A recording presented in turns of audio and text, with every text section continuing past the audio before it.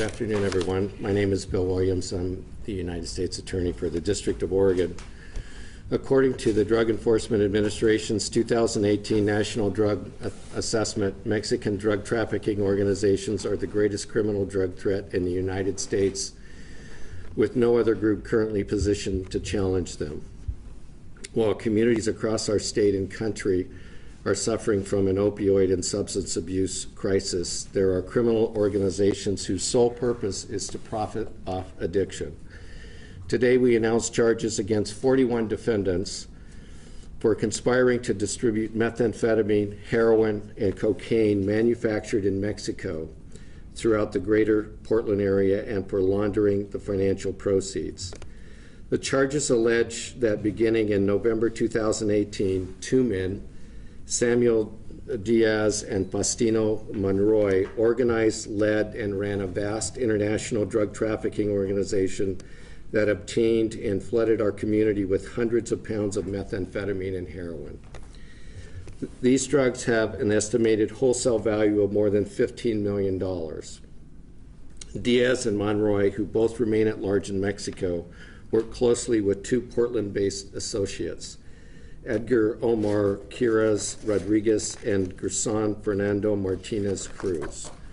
Quiraz and Martinez Cruz ran a Portland distribution cell which, at its peak, was responsible for distributing as much as 77 pounds of methamphetamine and 55 pounds of heroin every week in and around Portland. This amounts to roughly 600,000 individual user doses. The organization's numerous sources of supply would import large quantities of drugs that were taken to stash houses, distributed throughout the metro area where they were processed and prepared for sale.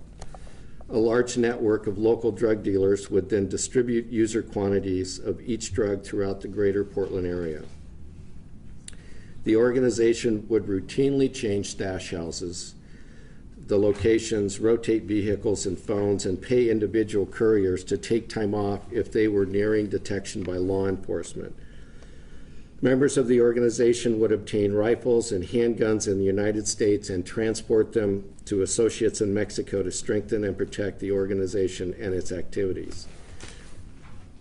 Additionally, they used a Southwest Portland mini market called Tienda Mexicana Gonzalez Inc., or the Gonzalez Brothers Market, to launder their proceeds via international electronic money wires. The market's owners knowingly accepted the organization's drug money and electronically wired it to recipients in Mexico and elsewhere, deliberately using structured low-denomination transfers to avoid detection by law enforcement. In total, the organization's drug trafficking and money laundering efforts netted more than $1 million in less than a year. Today, a coordinated multi-agency law enforcement operation was conducted to dismantle the organization. Today, federal search warrants were executed at 13 locations throughout the Portland area, including the Gonzalez Brothers Market. Preliminary numbers on today's seizures include 22 pounds of methamphetamine, 4 ounces of heroin, 11 ounces of cocaine, and $40,000 in cash. That's just today. 7 firearms as well today, coming to a total of 51 firearms seized during the investigation thus far. 20 defendants were arrested today, and a total of 30 are in custody, which includes these defendants joining 10 others who are already in custody on related state charges. Law enforcement continues to search for the remaining defendants.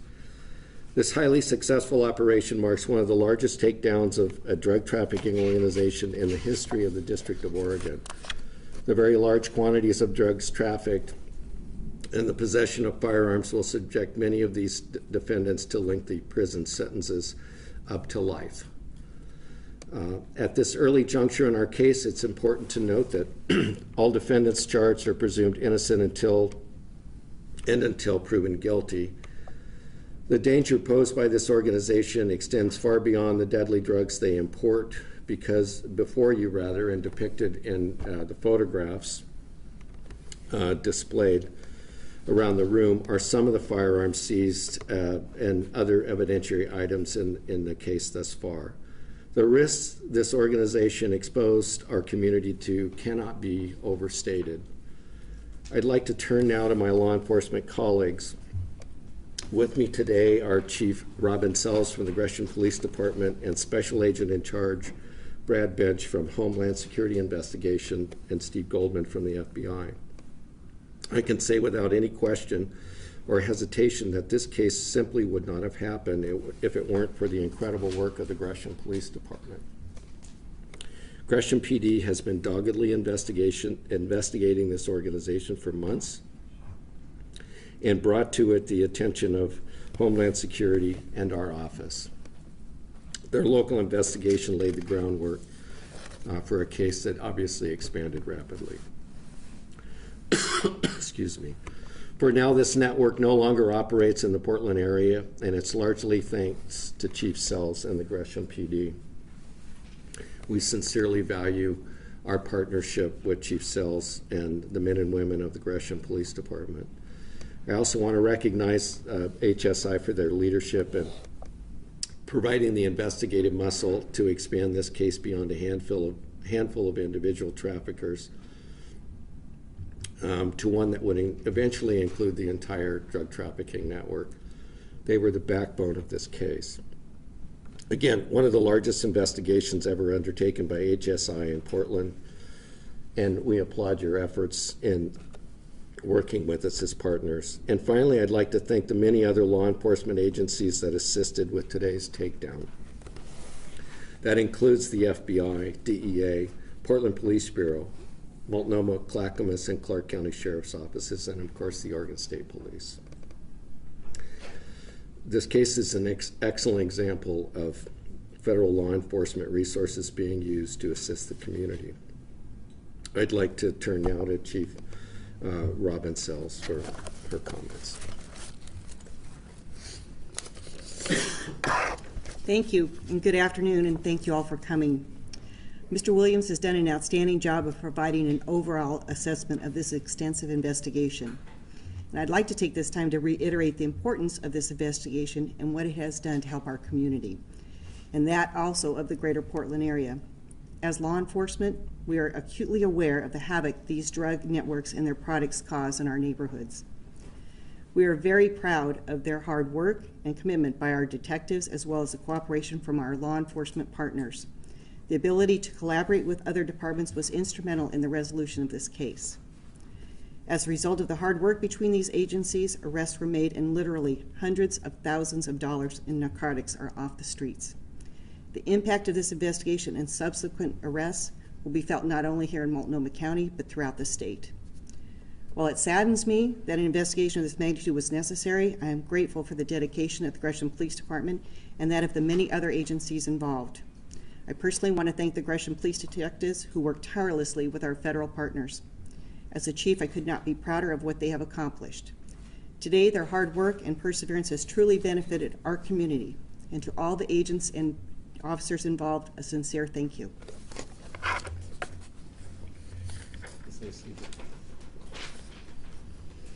Hi, I'm Brad Bench, Special Agent in Charge for Homeland Security Investigations. I'd also like to take a second to commend our federal and state partners who worked this case with us, and especially Gresham PD, who brought the lead to HSI's attention, and we were able to blow that up into this investigation with all the partners involved. Chief to HSI's mission is to dismantle, disrupt, and intercept these transnational criminal organizations that bring these drugs and poison our streets. I can't say enough about the agents that doggedly have worked this case for months with our state and local partners to take this poison off the streets and to hopefully diminish this organization enough that we won't be seeing them in the Portland area for quite some time. We're not so naive that we won't see drugs leave the Portland area. We're sure someone else will fill their shoes. But the people you see up here, the law enforcement officers, the ones you don't see up here, we will be out there working those cases, trying to bring those organizations to justice as well. And the partnerships that we form to work these types of cases are the backbone for these large-scale investigations, and it just shows what we can do when we work together. So, again, I commend all the law enforcement agencies that came together to work this case. Thank you. Thank you. So I want to open it up for questions at this time. You mentioned some of these suspects, including some of the realtors, are now believed to be in Mexico. What, if any, challenges does that present to bringing them to justice? So what we'll do is work with, through U.S. law, working with our counterparts in Mexico to, excuse me, I've had a cold for a while, to bring them to justice. So we have to work through our international partners to bring that about. Does that present challenges for you? Probably. But we have good working relationships with many countries, including Mexico, to work with our justice counterparts and law enforcement in Mexico to bring about their apprehensions. Yes, sir. Besides the Gonzalez storefront money transfer business, are there other businesses, other local businesses that are implicated in the investigation? I don't believe so. I could be wrong about that, but I don't believe so. That was the one business entity that was involved. And that store is located in Gresham, is that correct? The technical location was given to me as Southeast Portland. So. Were the weapons sent to Mexico, purchased here, or stolen here? Do we know anything about them? Whether or not they were purchased or stolen here will be a part of the ongoing investigation, but we do know weapons were sent to Mexico. How did maybe Chief Sells could talk a little bit about how this began to, how you first started investigating this Sure. at the local level? You know, our detectives often get confidential informants, and it came as a result of some of that. And obviously some of that I can't discuss, but that's where it began. Can you describe, other than the vastness, how it's different from other drug trafficking cases that you've pursued? Well, there are some unique similar traits about drug trafficking organizations and some things that aren't similar. It's just, this is obviously a large organization from the photographs here. Transnational drug organizations work across the globe and traffic illegal substances into this country from all over the world. So some are more organized than others. The methamphetamine and heroin seized in this case, as I mentioned earlier, has been produced in Mexico. So like other organizations, they have their own sources and sources of origin where narcotics are manufactured and find their way to different organizations and different networks as they're trafficked throughout the United States. And this is a very common problem throughout the United States, but in particular here on the West Coast. Can you Yes, give sir. us an idea of how, what portion of the larger problem of meth and heroin sales in the Portland region this group represents? Is this a drop in the bucket? Is this a hefty chunk of? Yeah, no, it's a good question. I mean, methamphetamine right now, according to the most recent Oregon-Idaho HIDA assessment, methamphetamine is the largest, followed closely by heroin and other substances. That's true for many states around the United States right now. Meth is a huge problem. So it's just, will there be other organizations step up into play to take over another organization's network, if you will, or their territories? I think this country has many examples of that going on throughout the history of drug trafficking, so it's not new. And all these arrests happened today, this morning? 20 were arrested today, 10 were already in custody. And where these arrests took place this morning and like roughly what time? Just some of that. You know, I don't have that detailed information. I think that will be coming out as we go forward and these matters are litigated. Yes, sir. Was there anything different about the way they were transporting the drugs from Mexico to the Coral Metro area? Or were they just using cars with hauling out panels? Yeah, those are details I'm not completely familiar with, but that will also come out in terms of the details as cases, individual cases get litigated. Any other The questions? court documents talk about wire transfers from some of the drug proceeds going to Mexico and elsewhere around the U.S. Are there simultaneous investigations going on around the U.S. as a result of that? Well, if there are, I can't discuss them. I mean, I don't think it should come as a surprise to anyone that typical investigations have vast tentacles spreading out over different districts and countries for that matter. So that's certainly a possibility. For Chief Sells, can you talk about what part of Gresham PD participated in kind of the beginning of this investigation? You talk about CIs. Were these, I think this is your gang unit, your drug folks?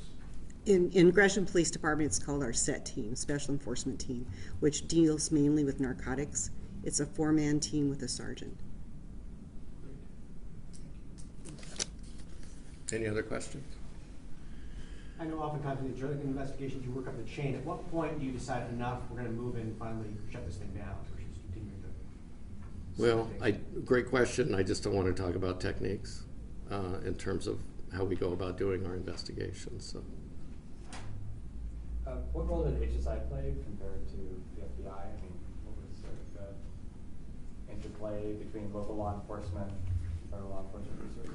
So HSI has some pretty vast resources. We're a global agency. We worked with Gresham PD to get this started and then brought in our other state and local and federal partners, and we were kind of the backbone from that point on, but couldn't have done it without any of the other partners. And how did the FBI work with HSI? I'm just trying to get We work together on a lot of different cases. We bring them in on cases, they bring us in, DEA, Portland Police Bureau. When we get a big case like this, it's almost an all hands on deck. You really need all the help you can get. So we bring as many people in as we can. Can you give a sense of how many agents worked on the case? I don't think I want to disclose that right now, no. Okay, thanks very much, folks, for coming.